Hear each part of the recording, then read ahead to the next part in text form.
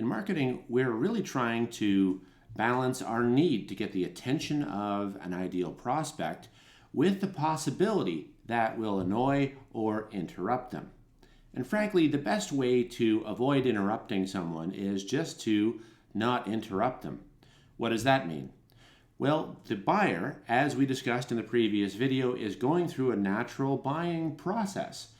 That process happens with every single human being because it comes pre-wired with the human brain. We go through awareness, then we move to consideration or comparison, and then finally decision.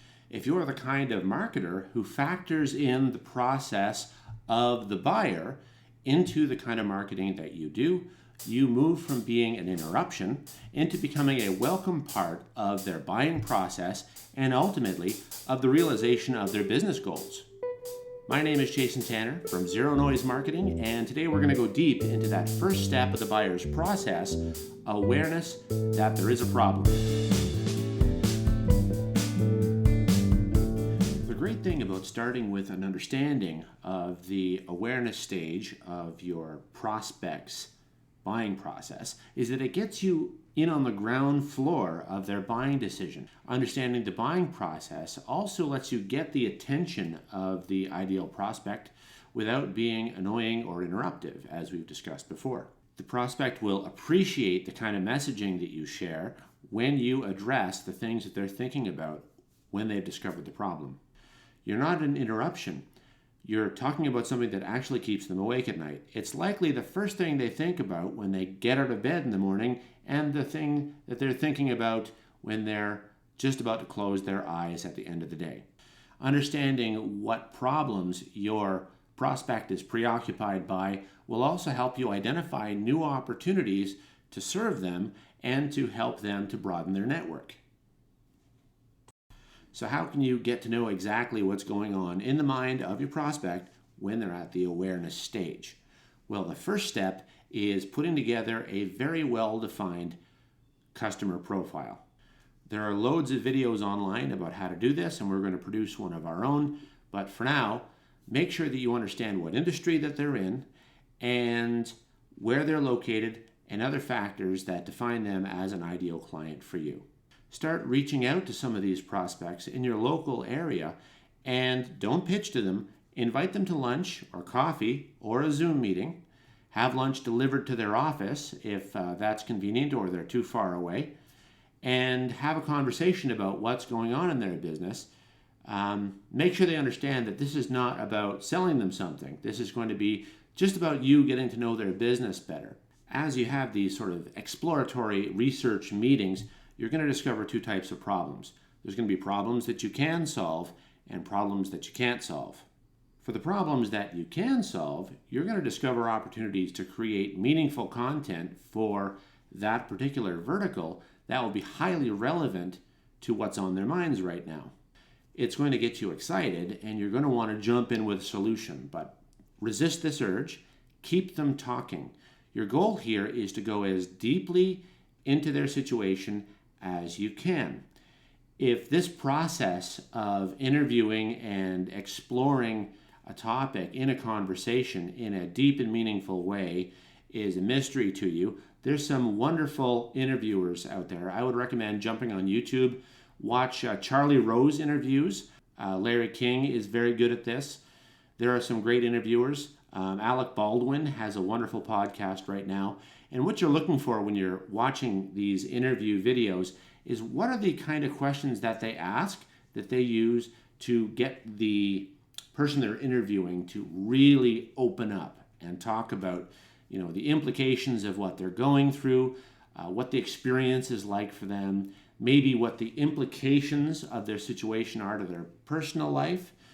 You don't want to probe too hard on their personal life, but you want to get to know them because ultimately it's a lifestyle question. Business problems have an impact on people's lifestyle, on their families, and on their businesses. So you want to understand the implications across the board that these problems represent. It's a good idea when you're looking at your Charlie King and your Larry King and Charlie Rose type videos is to start to create a playbook for questions that in the heat of a very interesting conversation, you can go back to and refer to those questions and get them to open up. Great questions like, can you expand on that for me some more? Can you tell me more about that? How does this affect your profits or the bottom line in your business? What improvements do you think could be made in this situation? It's important to have as many of these deep conversations as you can, especially at the beginning.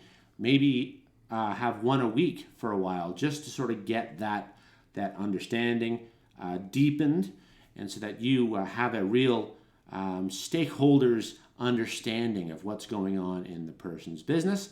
And then you can kind of go into maintenance mode, which means having a deep conversation like this with a total stranger, a prospect, a new connection in your network once a month, just to keep you in the loop so that you're not blindsided by some change in the industry that would affect your business. Finally, if you're kind of shy, like I can be sometimes, it's useful to maybe get subscribed to some podcasts that have been created for your ideal prospects industry. So there's interviewers out there that are talking to stakeholders and players and people who are solving problems in that industry, and you can be a fly on the wall and just listen to the kinds of questions that they ask, listen to the responses of the prospect or the interviewee, the person being interviewed, and find out exactly what's on the mind of all these people. Most of us have opportunities in our schedules to listen to podcasts like this. And so these are very valuable resources for finding out what's going on in the industry that you're targeting. So when you're out for a run, or you're at the gym, or you're driving in the car, these are times when we can be doing meaningful research, which will make an enormous impact to the way that we address people at the awareness stage when we're creating marketing materials for a specific vertical or industry. In the next video, we're going to reveal some online research tactics to complement the offline tactics and interviews that you've just conducted.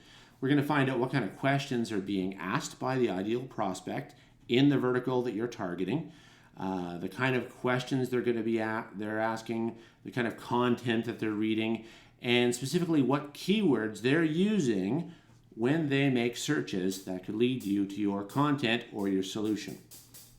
To get notified about new ideas that we're sharing, or to watch our archive of videos, zoom over to zeronoisemarketing.com/videos, and there's an archive there that is gradually being built up, and you can watch all of our sequential content from the beginning. We really appreciate you tuning in and spending the time on improving your marketing with us. Thanks for watching, and have a terrific week.